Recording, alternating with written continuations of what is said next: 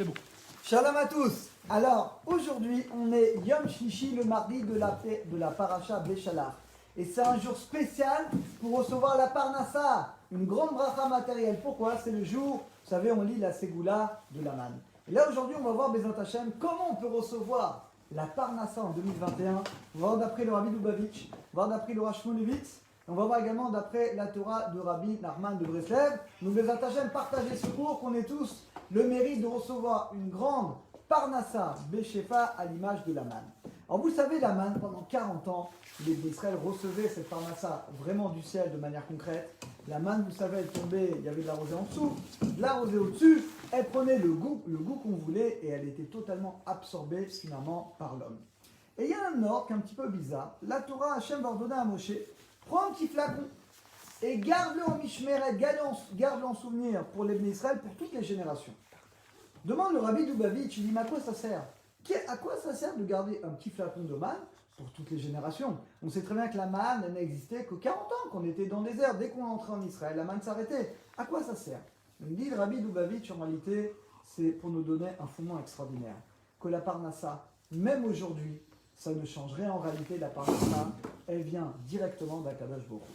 Et Rashi ramène d'ailleurs que le prophète Jérémie, le prophète Jérémie, c'est des centaines d'années, c'est à la fin du premier temps, donc c'est des centaines d'années, presque 1000 ans après la sortie d'Égypte. Et le prophète, à l'époque du prophète Jérémie, les Juifs n'étudient pas beaucoup la Torah. Et il les réprimandait, leur dit, mais allez étudier la Torah. Et les Israël ont dit, mais Rabbi, comment on va faire? Il faut bien qu'on travaille. On a besoin de travailler, surtout qu'à l'époque, c'est le travail agricole qui était très très dur, qui demandait énormément d'investissement. Qu'est-ce qu'il a fait le prophète Jérémie? Il a sorti le flacon justement de la manne qui avait caché Moshe Rabbeinu. Il a dit, regardez vos ancêtres, comment ils se sont nourris pendant 40 ans? Eh bien, sachez que vous aussi, Hachem, il a beaucoup de manières de vous envoyer la Parnassa. En réalité, dans cette réponse, nous dit le Rabbi Lubavitch, est caché quelque chose d'extraordinaire. C'est vrai que nous, de manière générale, on vit dans ce monde matériel, dans ce monde de la nature, et on ne voit pas de manière directe à Kadosh Baruch Hu. Un agriculteur, il va travailler la terre, il va labourer, il va semer, etc. Après, ça va pousser. Quelqu'un, il est salarié, eh bien, il travaille, il reçoit son chèque de son patron. Quelqu'un, il a un magasin, il a des clients qui viennent, et finalement, il vend. On a l'illusion dans ce monde de croire que la Parnassa, elle vient grâce à qui? Grâce à nous, grâce à notre magasin, grâce à notre travail, grâce au business qu'on a ouvert. Quelqu'un, il est taxi, eh bien, parce qu'il est taxi, il vend des lunettes, etc.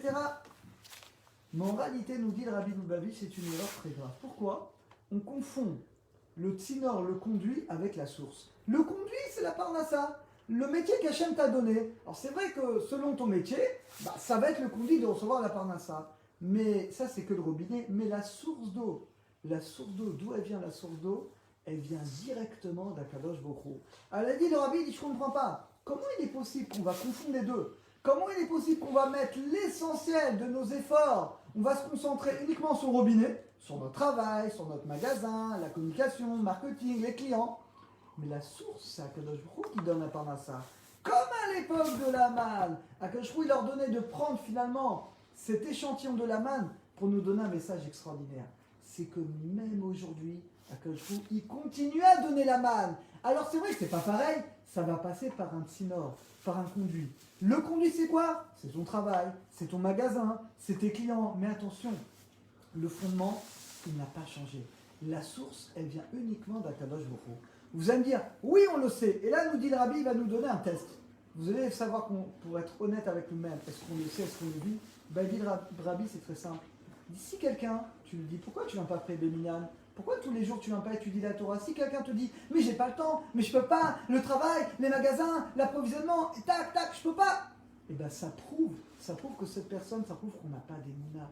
Parce que si on a vraiment la croyance profonde que la Parnassa, elle vient d'Akadosh Baruch Hu, oui, je dois travailler. Bien sûr, je fais shtadlout, je vais travailler, je vais ouvrir mon magasin, je vais faire les heures que je dois faire, d'accord. Mais je ne vais pas exagérer, je ne vais pas en faire trop. Le fait qu'on veut en faire trop, le fait, il dit par exemple, le Rabbi, quelqu'un il va faire des heures supplémentaires, il va en faire trop, ça prouve qu'au fond, on n'a pas l'émouna que la Parnassa vient d'Hachem.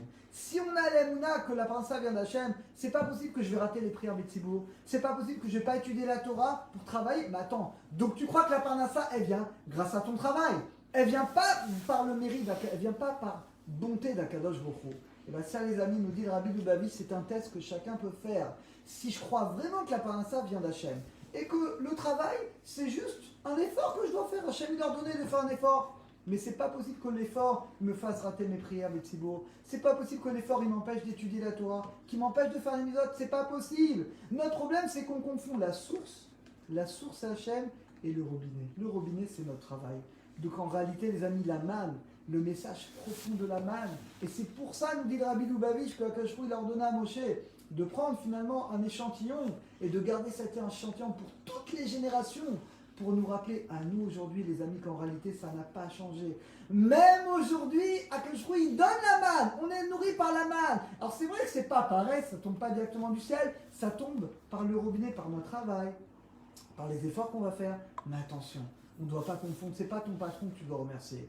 Oui, tu dois remercier en Torah Gishtadut, mais c'est pas lui qui te nourrit. C'est pas lui, c'est pas ton patron, c'est pas ton magasin, c'est pas ton métier, c'est Akadosh Baruch Hu. C'est Hachem qui te nourrit. L'autre, d'accord, c'est le conduit, tu dois le respecter, c'est le conduit. Mais ta vie ne dépend pas de lui. Ta vie ne dépend uniquement d'Akadosh Baruch Hu. Et les amis, si on vit comme ça, et ben on vit pas de la même manière. On comprend que l'essentiel, c'est que notre travail, il ne peut pas nous empêcher, Chas v'Shalom, de réaliser la Torah. Ça, c'est le chidouche du Rabbi de Lubavitch. Le Rav Shmulevitz, vous allez voir, tous les trois explications se rejoignent. Alors, il ramène la Gemara à la fin de Kiddushin. La Gemara dit, est-ce que tu as déjà vu un animal travailler? Tu as déjà vu un cerf qui fait un métier, qui est serveur? Tu as déjà vu, je sais pas, un animal qui fait quelque chose? Non. Et pourtant, les animaux, eh bien, sont nourris de manière naturelle, facile. Ils vont chasser, ils mangent. Alors, la Gemara dit, si déjà les animaux qui sont créés pour nous servir, et ils mangent facilement, Kalma Chomer, que nous on est créés à l'image de Kadosh Baruch Hu, et bien que la parnassa, finalement, elle doit venir facilement. C'est-à-dire que les amis, alors vous allez me dire, mais pourtant dans la réalité, pourquoi on est en train de travailler, pourquoi on a besoin de travailler? La Gemara dit, pourquoi? À cause de nos actions. La Gemara dit le fait que le problème qu'on a fait des fautes, ça bloque finalement la parnassa. Incroyable. La Gemara dit que la parnassa, normalement, elle doit être facile. Si les animaux, déjà, c'est facile, Kalma Chomer, que nous, ça doit être facile.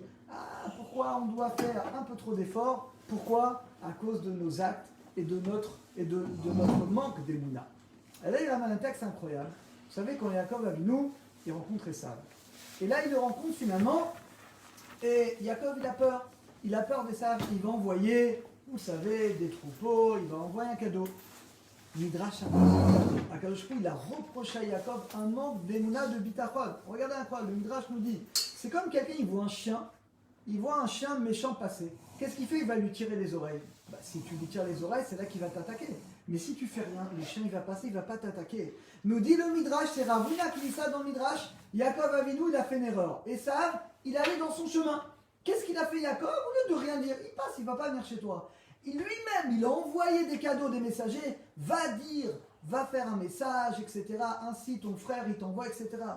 Nous dit le Midrash incroyable. Yaakov Avinu, à son niveau extraordinaire, eh bien, il a manqué un petit peu à son niveau de bitachon, de confiance dans le Kadosh Baruch Hu. Mais s'il n'avait rien fait, ça, il serait passé. Qu'est-ce que ça nous apprend? Ça nous apprend la grandeur du bitachon, la grandeur de la confiance dans le maître du monde. On doit avoir la émouna profonde que tout ce qui nous arrive, que ce soit une rencontre malencontreuse comme Yaakov Avinu, que ce soit la parnassa, ça vient finalement uniquement d'Akadosh Baruch Hu. Donc en réalité, quelle est la plus grande bracha qu'on peut avoir, nous dit le Rav Shmulevitz? C'est ce qui nous manque le plus dans notre génération, c'est la sérénité. Le problème, les amis, on est dans une génération, et surtout avec les épreuves dans ce moment, tout le monde, on a peur, on ne sait pas comment on va vivre, qu'est-ce qu'on va devenir, etc. La Torah Dieu dit non, tu dois avoir l'émouna de bitachon. De même que dans le désert, c'était pire que l'épidémie. Tu es dans le désert, tu ne peux pas manger. Eh bien, on voit qu'Akadosh Baruch Hu s'occupait de chaque personne. Chacun les recevait d'après son niveau d'émouna. Juste en bas de chez lui, il fallait marcher un petit peu, chacun d'après son niveau. En réalité, aujourd'hui, les amis, c'est exactement pareil. Et on le voit, regardez, en pleine épidémie, comment beaucoup de gens qui perdent leur travail, qui perdent leur commerce. Et de l'autre côté, tu vois des gens qui sont enrichis, des gens. Donc, Hachem, il nous montre, la parnassa vient de lui. C'est pas parce que tu as fait des études, c'est pas parce que tu as un super business. La parnassa, elle vient uniquement d'Akadosh Baruch Hu. Il dit le Rav Shmulevitz, comment on peut mesurer la confiance qu'on doit avoir dans l'être du monde? Eh bien, la sérénité. si tu es serein, parce que tu sais que c'est Hachem qu'on voit la main, c'est Hachem qu'on voit la parnassa, tu peux être en pleine épidémie, la pire depuis je ne sais pas combien d'années, Akadosh Hu, il peut décider de te donner la parnassa, et encore mieux que ce qu'il y avait avant. Et de l'autre côté, Chas v'Shalom, pour nous révéler le contraire également. Ça dépend uniquement de notre bitachon. Alors également, dans la Torah de Rabbi Nachman de Breslev, regardez le Likutei Etzot, et là il va nous dire quelque chose d'extraordinaire. Regardez, vous allez voir les trois explications, et dit dans d'autres mots ce qu'a dit le Rabbi de Lubavitch. Regardez ce qu'il dit, et là c'est peut-être un des grands problèmes de notre génération. Regardez ce qu'il dit. Il dit que malheureusement on tombe beaucoup dans la tava du mammon, dans la passion de l'argent. D'ailleurs Rabbi Nachman de Breslev, il dit que c'est une forme d'idolâtrie. Il dit l'idolâtrie aujourd'hui c'est quoi? C'est l'argent. Et on le voit, les gens des fois sont prêts à faire des choses de fou pour l'argent, sont prêts à voler, lo alenu, à prendre le risque d'aller en... La tristesse, c'est l'amertume, c'est le manque d'émouna qui fait que le robinet il est bouché et qu'on ne peut pas finalement recevoir la bracha. Il dit le Rav, il dit que quelqu'un, il doit avoir la émouna, que Akadosh Baruch Hu, il te donne la parnassa uniquement par un effort qui est facile. Il dit, l'essentiel de la parnassa, c'est que d'Akadosh Baruch Hu. Maintenant, Hachem, c'est vrai, il va vouloir qu'on fasse un effort. Mais il dit, Rabbi Nachman, il dit attention, un effort, c'est pas devenir un esclave. C'est pas être un esclave et travailler 15 heures par jour. Ça, la Torah n'a jamais ordonné d'être un esclave. Non, on n'est pas des esclaves. On n'est plus en Égypte, où Hachem est sorti d'Égypte. Et il dit, le Rav, c'est quoi cette idolâtrie? Au fond, l'homme ne croit pas. L'homme, il croit qu'il est obligé de travailler 12 heures, 15 heures par jour pour recevoir la parnassa. Si tu crois ça, t'es un esclave.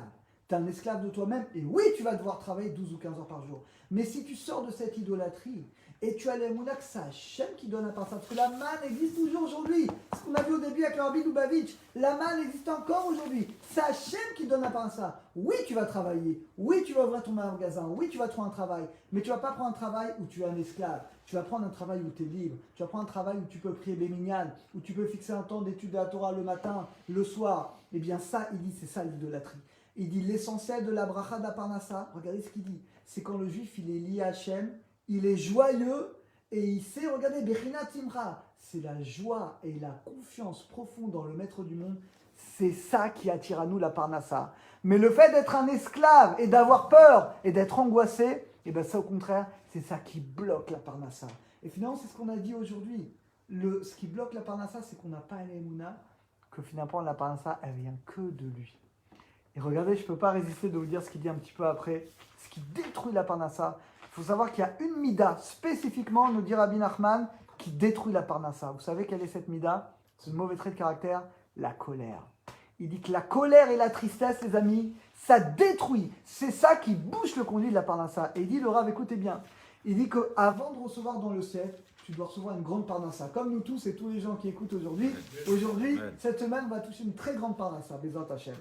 Avant de recevoir ce bracha, on va te tester. Sur quoi on va te tester? Sur la colère. La colère et la tristesse, qui vient bien entendu finalement d'un manque d'émouna. Si tu te mets en colère, il dit Rabbi Nachman, tu te mets en colère, c'est qu'au fond, tu n'as pas d'émouna, que tout vient d'Hachem. Cette parnassa, elle s'en va de toi.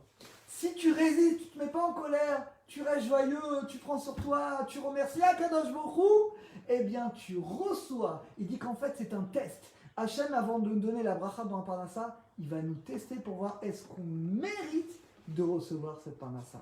Donc en tout cas les amis, de ces trois explications, ça le Rabbi Lubavitch, le Rav Shlomovitz, Rabbi Nachman de Breslev, on vous a compris que c'est exactement le même message les amis, que chacun d'entre nous il se renforce, bémet, oui tu vas travailler, mais tu ne vas pas ton travail, tu ne vas pas rater tes prières, rater ton étude pour ton travail. Dans ce cas-là, il faut changer de travail, il y a un problème. C'est pas possible. Hachem, il ne t'a pas créé pour être un esclave.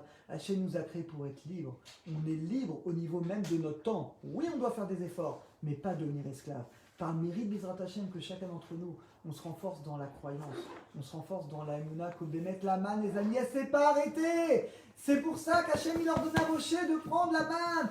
Encore aujourd'hui, Hachem, c'est lui qui donne la parnassa. Alors c'est vrai que le conduit est un peu différent. Aujourd'hui, c'est par le travail, par d'autres conduits. Mais en réalité, profondément, c'est pareil. C'est Hachem qui donne la parnassa. Et tant qu'on croit que la parnassa, elle vient grâce à notre patron, grâce à notre magasin, grâce à nos employés, grâce à je ne sais pas qui, eh bien, on restera des esclaves. Alors qu'Hachem nous aide à nous libérer, à avoir cette émouna profonde, et par ce mérite Bezrat Hashem, partager ce cours Bezrat Hashem, que chacun on ait le mérite de recevoir une très très grande parnassa, Ne ratez pas aujourd'hui, faites, lisez 2 fois, même les femmes, lisez 2 fois la parashat Haman avec Rachid, si vous pouvez Targum, ça encore mieux. Et par ce mérite qu'on se renforce dans cette rémouna, eh ben on recevra tous, malgré cette épidémie, on recevra une parnassa Beshefa, encore mieux que les années précédentes, pouvoir servir Hachem avec joie, avec contentement du cœur.